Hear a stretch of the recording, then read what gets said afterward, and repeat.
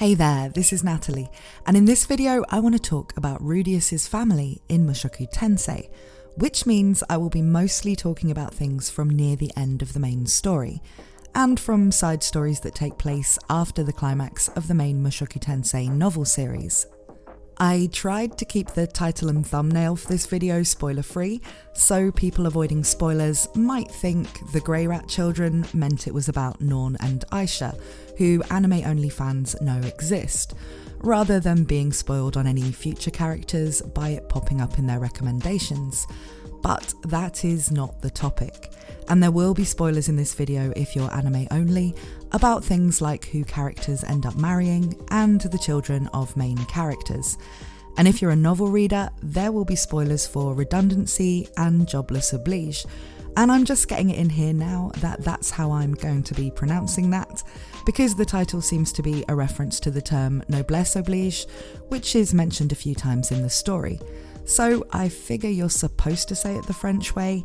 I could be wrong, but don't make fun of me in the comments.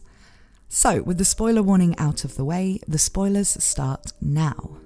This video will be focusing on the children of Rudeus Greyrat and his 3 wives, Sylphy, Roxy and Eris. I'll be talking about what their personalities are like, what they look like, and what they end up doing when they reach adulthood.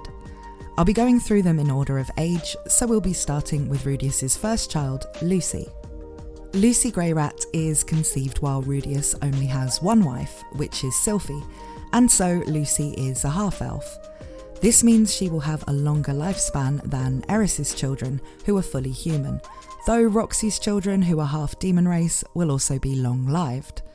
Lucy doesn't inherit Sylphy's green hair, however, having brown hair like Rudeus, so she doesn't have to deal with the stigma of people being afraid of her green hair due to their fear of the spurred race. I'll talk more about green hair when we get to Sylphy's second child. Lucy is a fairly normal kid, and as the oldest, tends to be more responsible than all of the others. She's raised very closely with the son of Elinalise and Cliff. Cliff being a man around the same age as Rudeus, who falls in love with Elinalise and marries her, in spite of knowing about the curse that means Elinalise has to have sex regularly, making it impossible for her to remain faithful if the couple are apart, which they have to be quite often. Elinalise truly loves Cliff, however, because he vowed to find a cure for the curse. Cliff is also a devout follower of the Millis religion and is in line to become the Pope, the current Pope being his grandfather. He's an interesting guy who becomes one of Rudeus's best friends. They only have one child because, despite all the sex, Elinalise is an elf, and as a long-lived race, elves have a harder time conceiving children. Otherwise, the place would just be overrun by elves, I guess, given how many kids a single elf could have in their lifetime. The child's name is Clive, and while he spends a lot of time with all the Greyrat kids, it is Lucy he's closest to, and it's no surprise to anyone in the family when they decide to get married after coming of age. Clive has moved to Millis, like his father, to work for the church, and so Lucy goes there to be with him. This is probably about as normal as it gets for this story, but at the same time, it is worth mentioning that Sylphy, Lucy's mother, is actually revealed to be Elinalise's granddaughter. So when Lucy marries Clive, Elinalise's son, her mother-in-law is also her great-grandmother. In this setting, nobody really cares about that sort of thing, as would be the case in real-world medieval settings, let alone when things like races that live for hundreds of years are added into the mix. But it's an interesting example of how confusing the Greyrat family tree can get. Now, Lucy is probably the most normal, and I guess least interesting in terms of how her story goes. She graduates, marries the childhood friend everyone had pretty much expected her to marry since they were born, and seems like a well-adjusted person. But I think that's kind of important, where while Rudy and his wives are all exceptional people, and some of their kids clearly have important destinies ahead of them or peculiar talents or quirks, there are also normal people in this family. Rudeus raises normal kids just like he wanted to, and the family doesn't end up being some kind of weird X-Men enclave. For any potential sequel taking place in the future, we can probably expect Lucy and Clive to still be alive, due to both being half-elves, and they will probably serve as important parts of the Millis faction, perhaps Clive even becoming the Pope or another important figure in the future, so we may get to see more of Lucy's adult life and personality there. But Rudeus's second child, Lara, is definitely far less normal. Lara is conceived after Rudeus is reunited with Roxy and she becomes his second wife. I won't go into how that happens because it's major spoilers for an important plotline, but it means Lara inherits a lot of traits from the Midgard race from Roxy.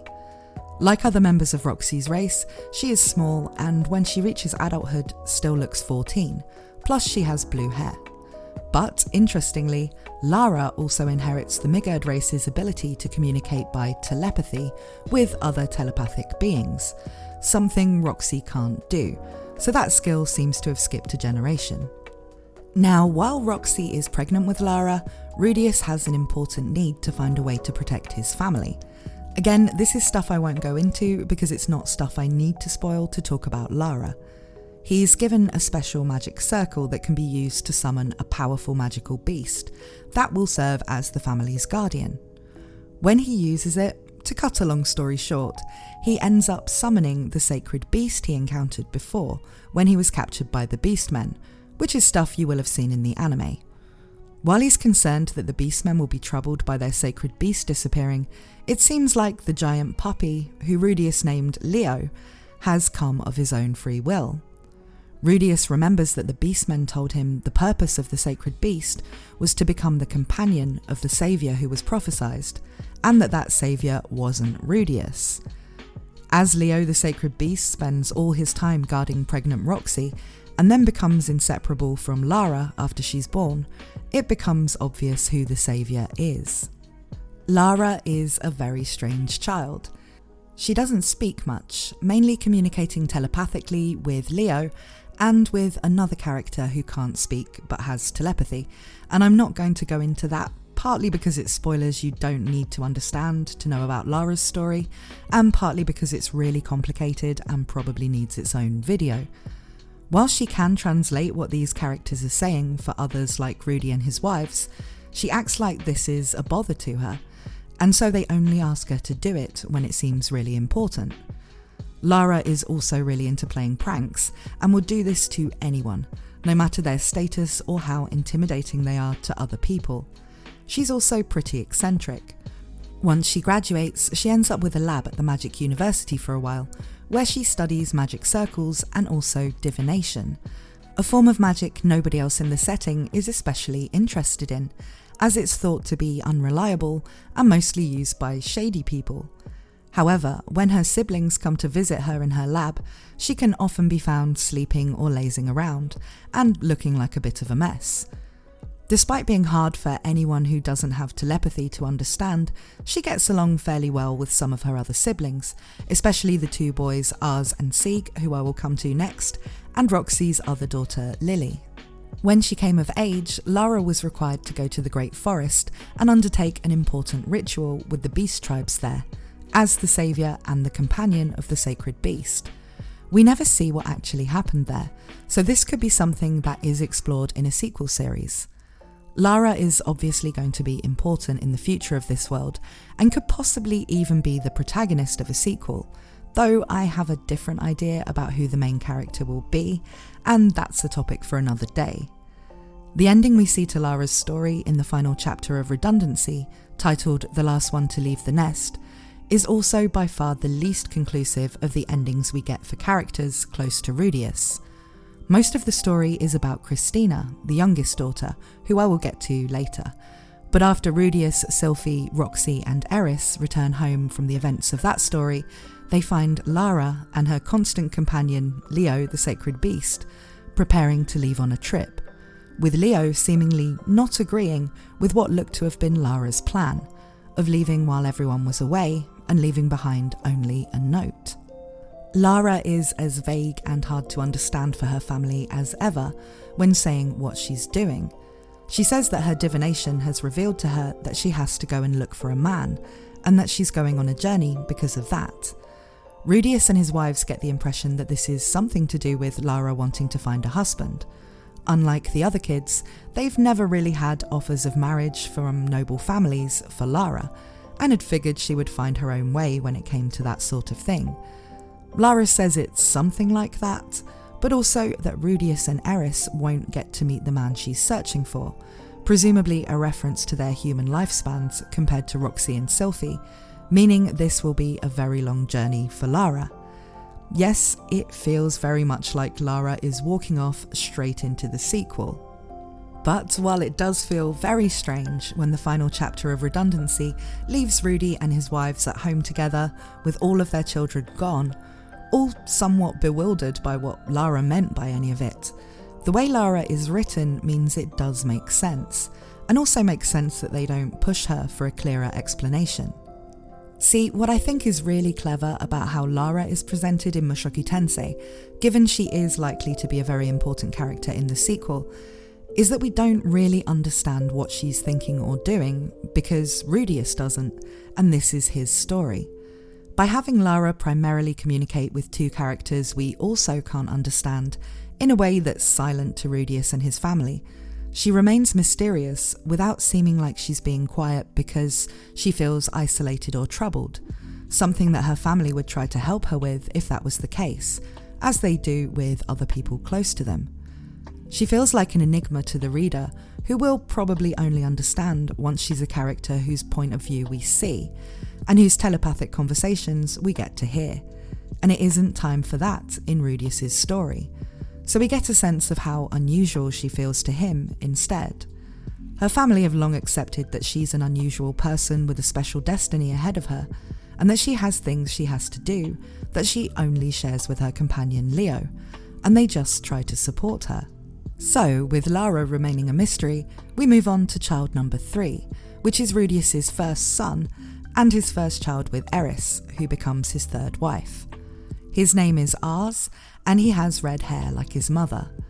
I'm actually not going to talk about his story too much though, because I have already made a video that goes into detail about it, which is the video about the deleted chapter, and I highly recommend you check that out.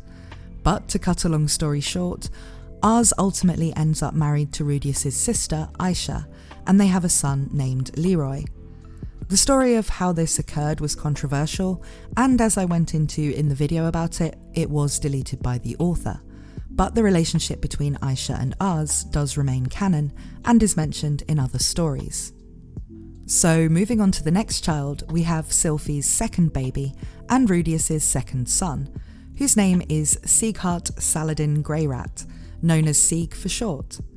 Now Sieg is probably the child we get the most information about, given his birth is the most eventful of the children's births in the main story, and he gets a whole light novel-length story about his college years, what he does next, and even where he is as a middle-aged man, in the form of Jobless Oblige.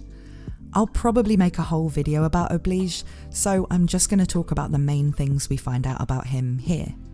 When Sieg is born, he does have the green hair Sylphy had, though Sylphy's hair actually turned white after she used up all of her mana during the teleportation incident and has never changed back, so he's actually the only one in the family that has green hair at the point where he's born. At this point, it has already been explained to Rudeus that there are some people born with something I don't need to go too deep into, called the Laplace factor, which is to do with the resurrection of Laplace, who is also very complicated to explain and would require his own video, but who a lot of people close to Rudeus in the setting very much want to defeat.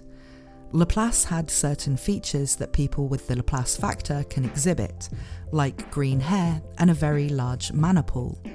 Rudeus has the Laplace factor, which is why his mana capacity is incredibly large, and Sylphy has it too, which is why her hair is green, despite being in no way related to the green-haired Superb tribe. Most people with the Laplace factor just have the Laplace factor, and that's it. But one day, one of them will actually be the reincarnation of Laplace, and that will set a whole lot of stuff into motion.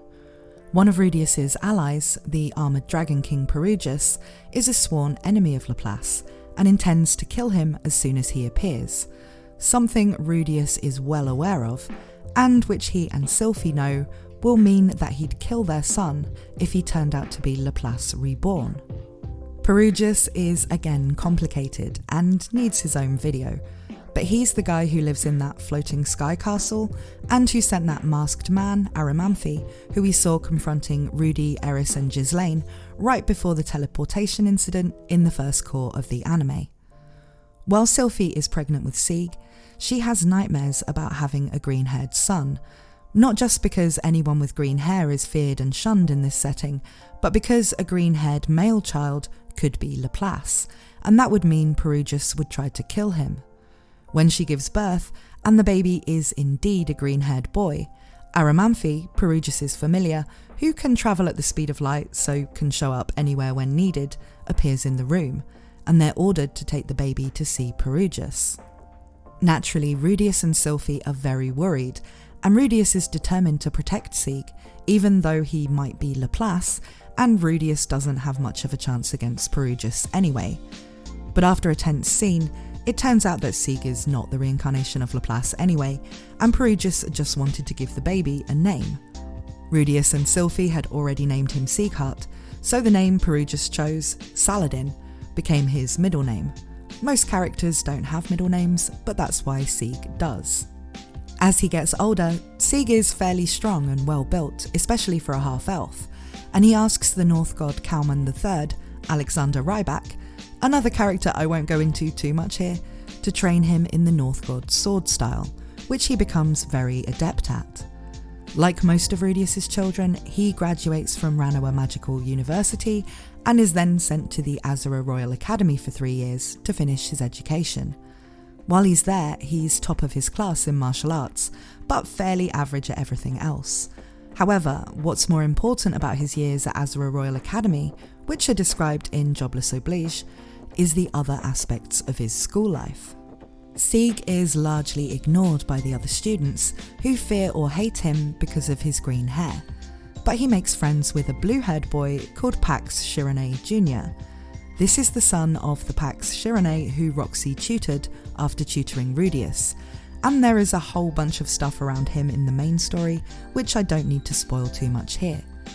In any case, this Pax was being raised in the Dragon King Kingdom, and for complicated reasons, he's soon to inherit the task of being lord of an area of land, where the royals of that country are pretty much planning for him to fail and die. But he also has a grand ambition to turn that situation around and create his own country, which is why he's working hard to learn all about things like politics and economics at the academy. The only other friend Sieg has is a princess of Azura named Sariel. Rudeus becomes good friends with the Queen of Azura during the main Mushoku Tensei story, and both he and the Queen think it would be nice for relations between their houses if one of the Greyrat children married one of the princes or princesses of Azura, though Rudeus does refuse to force any of his kids into political marriages to people they don't want to marry. Sariel has been told to get to know Sieg, as they might end up getting married someday, so she makes an effort to be friends with Sieg and Pax, even though they are generally outcasts. However, while Sieg does like Sariel and thinks she's beautiful, they have nothing in common, and he finds their conversations often end up being awkward, where while they politely listen to each other talk about their interests, neither of them is really interested in what the other is saying. They have no compatibility as more than friends, basically, and Sieg doesn't really want to marry her, though he feels it will be betraying his father's expectations if he doesn't. When they graduate, Sieg is asked by 2 different people to take 2 different paths in life. The Queen of Azura asks him about marrying Sariel, and his best friend Pax asks him to come and help him both to survive and to try to found his new country. Sieg wants to go with Pax, but thinks it will be betraying what his family wants, so he decides to choose neither, and become an unemployed guy who moonlights as basically fantasy world Batman. See, our boy Sieg basically convinces himself of this kind of aesthetic where he's being noble by not committing to a job, which would mean he would be obliged to do things that may go against what he thinks is right or what he wants to do. And instead, he should be an ally of justice. So by day he goes around doing good deeds for free around the town and seeking information about crimes he can serve up vigilante justice to from a pub where small-time criminals gather, from an information broker named George. Sieg wears a helmet by night and calls himself the Moon Knight, throwing out all of this really funny but cringe superhero dialogue. It might seem weird that Sieg knows how to be a terrible Chunibyo version of a superhero, but actually Rudeus raised his kids with bedtime stories of a character called Cheddar Man, who it is implied is loosely based on a Japanese mascot character from commercials Rudeus saw in our world. Sieg in some ways believes Cheddar Man is really Rudeus talking about himself, and he wants to be like him, helping people and being an ally of justice. But Rudeus and Sieg don't talk a lot since Sieg came back from the academy. Sieg avoids him because he thinks his father didn't expect much from him to begin with, and he still hasn't met his expectations. He also somewhat avoids Sylphy, Roxy and Eris because they're always nagging him to get a job or showing him potential marriage partners. The only people he really hangs around with from his family are Lara and his younger sister Lily, who I'll talk about next, and they're both kind of space cadets who don't really bother him about such things. Rudeus knows something is up with Sieg and also knows he's been doing this vigilante thing. In fact, it was him who was feeding the information to him through George the information broker. Rudeus, along with North God Alexander Rybak, Sieg's teacher, come up with this really elaborate plan to get Rudeus and Sieg to talk, with Rudeus pretending to basically be a supervillain. But Sieg sees right through this and turns up knowing it's just his dad, realising how embarrassing it all was when he sees Rudy posing and throwing out silly lines. So they get drunk together and talk it all through, and Sieg says that what he really wants to do is go and help Pax.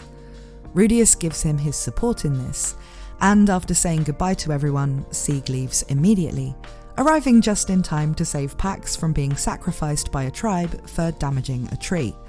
Yes, I am leaving out a lot of important details here.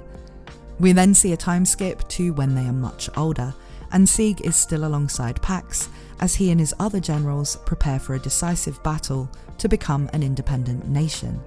So now on to Rudeus's fifth child. This is Roxy's second daughter, Lily. She doesn't get that much coverage, where she's too young in the main story and most of the redundancy chapters to be up to much, and doesn't have a chapter of her own. But we do learn about what she's doing through her scenes with Sieg in Oblige and through Rudeus talking about her in the final redundancy chapter. Lily is a dreamy, airheaded kind of girl, but she's something of a genius when it comes to magical tools.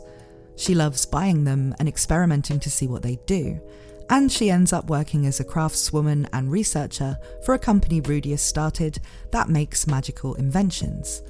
Lily didn't go to the Azura Royal Academy like her siblings after graduating from Ranua Magic University because she'd already decided what she wanted to do with her life, and her family accepted this. She has the same Migurd race traits as Roxy and Lara, with her blue hair and youthful appearance, but I don't remember there being any reference to her having telepathic abilities like Lara. Then, finally, there is Christina, the baby of the family, and Rudeus's second child with Eris. Christina has red hair like her mother and Ars, and she's the only one of the children who is a complete daddy's girl, and wants Rudeus to spoil her, which he loves. As a child, she's very much a girly girl, and she is fascinated by princesses and the idea of the kingdom of Azura.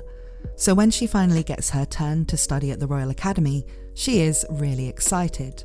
Rudeus, however, knows what the world of nobles and royals is really like, and is worried about Chris, thinking the disappointment she'll feel when she realises her dreams of what life there would be like were pretty naive, will make her quit and return home in tears. But while Christina does indeed learn that nobles, princes and princesses are not what she expected, and the beauty and luxury around her is just to mask a lot of petty infighting, ruthless competition and general corruption, this doesn't lead to Christina giving up. She instead strives to help people who are being bullied by the more senior nobles, which over her 3 years at the school leads to her forming a large group of friends and allies, and plenty of admirers, including a son of the Queen. Rudeus finds out what Christina's life at the academy was like when he attends their lavish graduation ceremony, and the girl who graduated head of the class makes a speech accusing Christina of all kinds of terrible things. But Christina has been playing this game for a long time now, and has masterfully predicted that this would happen, and put in place everything needed to show this girl to be lying, and to ruin her reputation in front of all the important people in Azeran society, including the Queen and her fiancé, the Prince. I won't go into all of the machinations involved in this because it's a really entertaining story you should definitely read yourself. But in the end, the Prince reveals to Rudeus that he actually wanted to marry Christina instead, where they had become close and he'd been helping Chris protect people from the meaner nobles.